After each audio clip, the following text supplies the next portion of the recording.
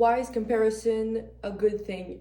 First and foremost, it gives you a goal to strive towards, meaning that it's not comparing yourself with other people, but with the version of you that has achieved this goal. So you need to fill the space between the person you're right now and the person you need to be to acquire this goal. You basically compare yourself to your highest self, and you need to think of what you need to change to make that happen. If you're struggling with comparing yourself with others, you need to remember that there is no getting your old body or whatever it is back.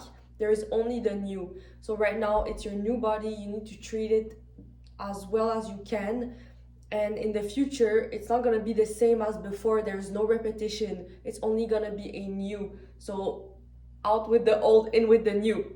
Don't look back on what you had, but look at what you have right now and how you can change what you have so that you're more satisfied with it, and so that it resembles your highest self and not another person, because there is no point in comparing yourself to someone else, because you're never going to be that person. So you're always going to be disappointed. So what do? You need to compare yourself with the best version of you.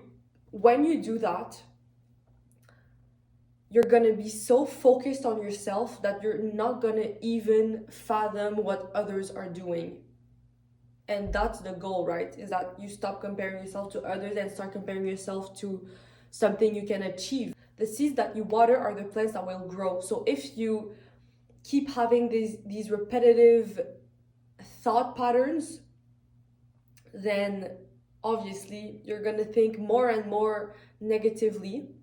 If you focus on building positive thought patterns and healthy habits, then these are the things that will start appearing more and more, because the brain is a muscle. So the more you exercise certain parts, for example, if you keep repeating the same thoughts, you're gonna have them more and more, because your brain thinks, oh, okay, this is working, So you need to cultivate positive thoughts instead, because then those are gonna happen more and more. This is why gratitude is a good thing, because then your brain starts to get programmed to look at what it's grateful for. Another thing you need to remember is that we are all equal but different. No one else has higher value than you. We all have the same value, but we're just different.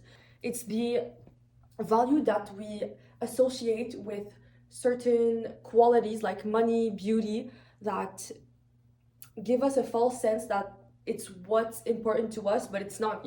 We're all equal in the end. It's just some people have more money, some people have more of this, less of that, but we're all equal. So it doesn't matter. Stop comparing yourself, because there's no point, honestly.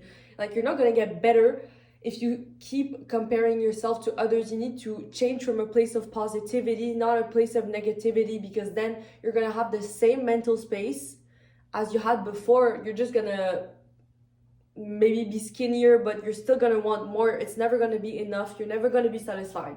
And the point is to be satisfied, right? I mean, why wait for something to change if you can change it right now? Why wait to be happy if you can be happy right now? Obviously, comparison is associated with confidence and your internal value, and oftentimes people are scared of rejection, which is normal, because it's part of our innate system, I guess. Because if you got rejected from a tribe, it could mean you could die. But right now, obviously, you're not going to die if you get rejected. So you need to remember that rejection is redirection. If you get rejected by a certain person, just move on. It doesn't matter. Maybe they'll come back if they're right for you. If they want to fight for you, they'll come back. But that's the reality. They rejected you, so just move on, because it serves no purpose to linger on the negative feelings. You need to focus on what you can do. Another thing I learned is that you cannot compare exterior with your interior, because you know all of your flaws, and you're also your toughest critic. So obviously, if you compare your interior with someone else's exterior, which looks perfect from the outside, then you're never going to be satisfied, but you don't know what's on the inside of that person. When you get to know people, you realize how much they have struggles and everything, and you need to be grateful for what you have and stop focusing on what you don't have. Focus on what you have, not what you don't have. Exactly. Because if you had to choose to give up what you have right now for what you want to have, what you have is so much more valuable than what you don't have. So you need to really be grateful for what you do instead of what you don't, because you need to be in a mindset of abundance and that it's easy to get what you want, not that you're always lacking something. You are whole by yourself. You need to always remember that you are whole. You don't need anything else.